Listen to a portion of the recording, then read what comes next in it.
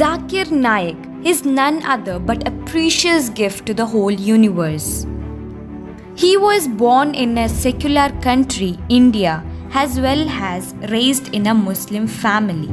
Like any other student, he passed from high school to college and then moved to medical field in University of Mumbai to pursue MBBS.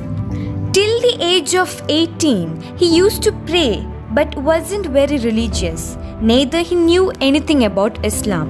Shockingly, then what happened in his life that now he became something impossible? To know, watch the video till the end. Okay, let's begin. Zakir Naik was belonged to a well-educated family. His father was a psychiatrist and his brother a doctor, and a mother with a graduation. But did you know his mother wanted Zakir to become someone like Dr. Christian Barnard, a South African doctor who is first world's heart transplant and specialist. However, at the age of 22, during his second year of medical college, Sheikh Ahmed Deedat, a South African preacher and a Muslim scholar of Bible, delivered a lecture in his college. After getting to know him and his works, Zakir Naik was inspired completely. He started to ask lots of questions to himself about all religions and scriptures. Instead of asking people about their own religion, he believed in reading Bible, Bhagavad Gita and Quran to find out all the answers. One day, he asked his beloved mother what he wanted him to be like, Ahmed Deedat or Christian Barnard. She said she wanted me to become both. By this, he got full confidence in studying both doctorate and religious.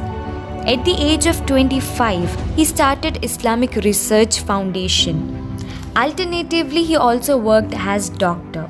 At the age of 26, he opened IRF office, a public speaking program to answer the questions of people about Islam, and he worked there 2 hours a week. Slowly, 2 hours a week turned into 2 hours a day. Gradually, he began to spend half of his work day at IRF office, and later on it turned to full-time preaching with the permission of his mother.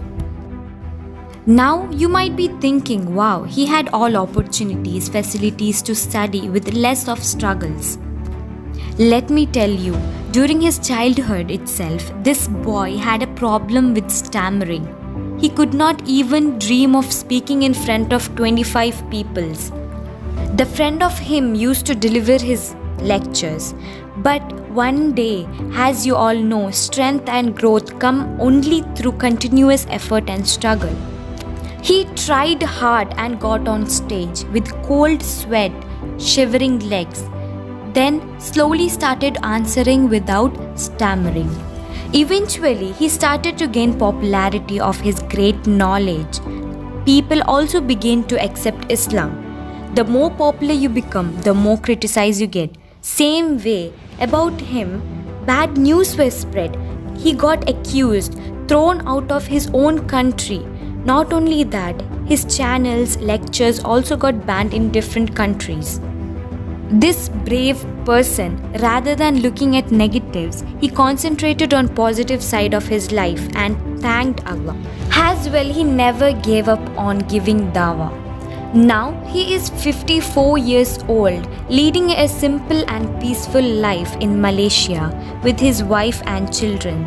He is the best and most influential worldwide Muslim speaker who reminds us of true purpose of life.